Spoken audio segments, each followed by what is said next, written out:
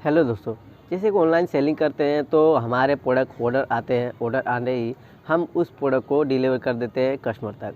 लेकिन कुछ प्रोडक्ट ऐसे भी होते हैं जो कस्टमर हमें रिटर्न कर देते हैं।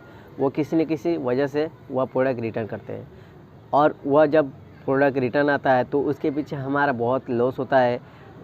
कई सारे लॉस आपको देखने को मिलते हैं जब एक प्रोडक्ट आपका रिटर्न आता है। तो अब हम इस वीडियो में किस किस कारण से आपका प्रोडक्ट रिटर्न आ सकता है और आप इस रिटर्न आने के प्रोसेस से किस प्रकार से बच पाओगे ताकि आपका ज़्यादा लॉस ना हो, तो ये सारी बातें हम जान लेते हुए चलेंगे। तो सबसे पहले हम जान लेते हैं सिचुएशन ऑफ रिटर्न्स। तो जैसे कि रिटर्न आने में चांसेस हो सकते हैं कि आपका प्रोडक्ट डैमेज हो, तो वह डैमेज देखते हुए आपका कस्टमर आपको प्रोडक्ट रिटर्न कर दिया हो, या तो जो कस्टमर है वह आपके प्रोडक्ट को एक्सेप्ट नहीं कर रहा है कि हाँ मुझे ये प्रोडक्ट नहीं चाहिए, तो जो डिलीवरी बॉय है वह आपका प्रोडक्ट रिटर्न लेकर आ सकता है।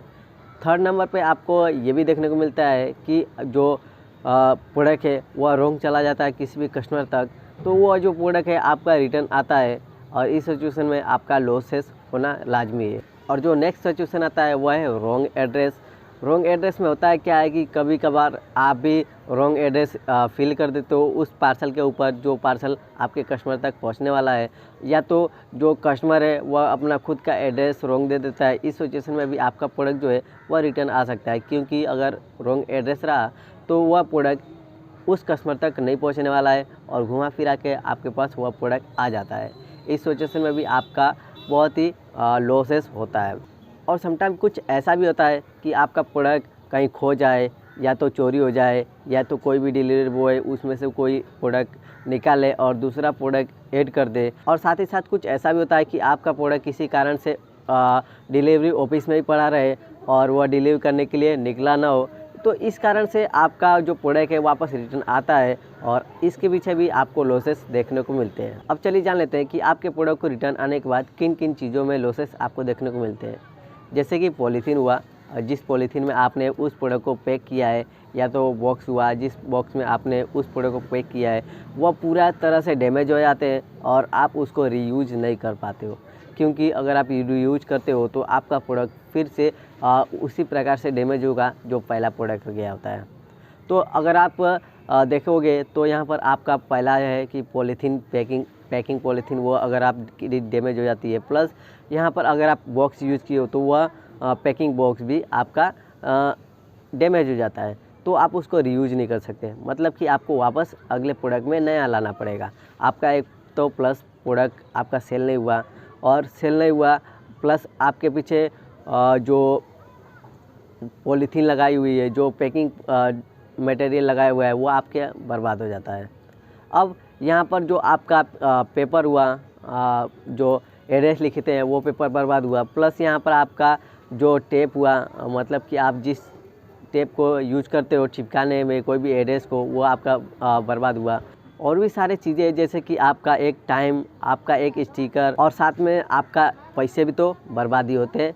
मतलब कि आप अगर एक रिटर्न के पीछे अगर सारी प्रोसेस देखो, सारी डिटेल दिखो जो आपको लॉस पहुंचा रही है, तो यहाँ पर आपको बहुत सारी लंबी लिस्ट मिल जाएगी, जिसको वजह से एक प्रोडक्ट रिटर्न की वजह से आपको बहुत इन सारे चीज़ों के लॉसेस होते हैं।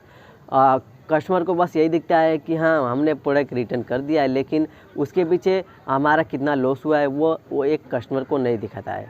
जैसे कि एक तो डिलीवरी का हमें चार्ज देना पड़ता है जो वापस उस प्रोडक्ट को लाने के लिए लगता है, मतलब कि 40 या 50 रुपये वापस दो, प्लस यहाँ पर हमारी पॉलीथीन, हमारा पेपर, हमारा टेप, और उस पार्सल पर चिपकाने वाला वो सारे स्टिकर जो SQ कोड के होते हैं, वो यहाँ पर सारी चीज़ें हमें मैनेज करनी पड़ती है एक रिटर्न के पीछे। और यहाँ पर जब एक रिटर्न आने के बाद हमारा इतने सारे खर्चे हो जाते हैं, तो यहाँ पर जो नए सेलर हैं वो एक बार डर जाते हैं, क्योंकि अगर एक प्रोडक्ट रिटर्न आता है तो यहाँ पर कम से कम उनके 100 से 200 तक बर्बाद हो जाते हैं उसी रिटर्न के पीछे। क्योंकि अगर आप वो सारी चीज़ें अगर आप एक बार कैलकुलेट करने जाओ तो यहाँ पर 100 से 150 रुपये हो जाते हैं। अब हम जान लेते हैं कि अगर आप इन सारी चीज़ों से बचना चाहते हो तो यहाँ पर आपको क्या करना चाहिए और कौन से स्टेप लेना चाहिए, जिसको से आपका रिटर्न आने के लॉसेज जो है वह बच सकता है हद तक बच ही सकता है। अगर आप रिटर्न के लॉसेस बचाना चाहते हो तो सबसे पहले आपको जिस किसी भी प्रोडक्ट की ऑर्डर आए हैं उस ऑर्डर को पहुंचाने के लिए आप कस्टमर की सारी डिटेल ले लो और जान लो कि वह प्रोडक्ट कस्टमर तक पहुंच सकता है या नहीं पहुंच सकता है। सेकेंड स्टेप में उस प्रोडक्ट की चेकिंग करनी है कि वह प्रोडक्ट जो है वह कहीं ना कहीं डैमेज तो नहीं है। यहाँ पर अगर आपके पास कोई क्लॉथ का बिजनेस है तो यहाँ पर आप अपने क्लॉथ को चेक कर सकते हो, क्योंकि क्लॉथ में बहुत ही ज़्यादा डैमेज आ सकते हैं जब आप किसी भी प्रोडक्ट को सेल कर रहे हो, वो भी क्लॉथ के कैटेगरी में। अब यहाँ पर अगर आप चेक कर लेते हो तो यहाँ पर आपको सामने मिल सकता है कि हाँ यह प्रोडक्ट जो है वह डैमेज है, तो मैं इससे चेंज करके मैं दूसरा प्रोडक्ट दूँ, और जिसकी वजह से आपका रिटर्न आने के चांसेस भी बहुत कम हो जाएंगे और आपका लॉसेस भी कम हो सकता है। नेक्स्ट स्टेप में जो पैकिंग स्टेप है वो आपको ध्यान में रखना है कि आपको एक प्रोडक्ट बहुत ही अच्छी तरीके से पैक करना है ताकि वह प्रोडक्ट कहीं ना कहीं खुल ना सके, और खुलता हो तो यहाँ पर सबको मालूम पड़ सके कि यह प्रोडक्ट खोला हुआ है, जिसकी वजह से आप इंक्वायरी कर सको। तो आपको जो अच्छा लगे आपके प्रोडक्ट को सेफ रखने के लिए, ताकि आपका लॉसेस कम हो सके, आप वो सारी प्रोसेस कर सकते हो। तो आज के लिए इतना ही। उम्मीद करता हूँ आपको ये वीडियो पसंद आया होगा। अगर आपको ये वीडियो पसंद आया हो और ये जानकारी आपको पसंद आई हो तो इस वीडियो को लाइक करना मत भूलिएगा, और इस वीडियो को लाइक करने के बाद आप इस चैनल को सब्सक्राइब कर सकते हो जब आप इस चैनल पर नए हो, क्योंकि आपको यहाँ पर ऑनलाइन सेलिंग से रिलेटेड बहुत सारी इंफो वाली वीडियो मिलती रहती है। आज के लिए इतना ही। Thanks for watching, goodbye. आपका दिन शुभ हो। मिलते हैं नेक्स्ट वीडियो में।